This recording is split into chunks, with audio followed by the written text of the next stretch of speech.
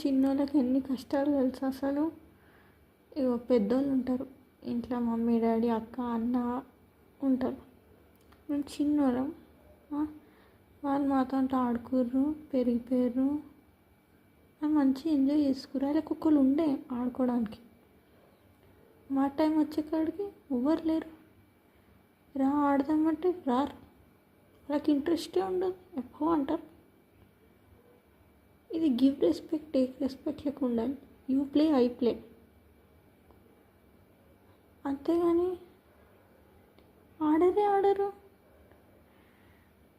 ఎంత అన్యాయం ఇది, సీరియస్లీ అన్యాయం ఇది. అంటే మీరు మీకు అన్నీ కావాలి, నాకేం వద్దా?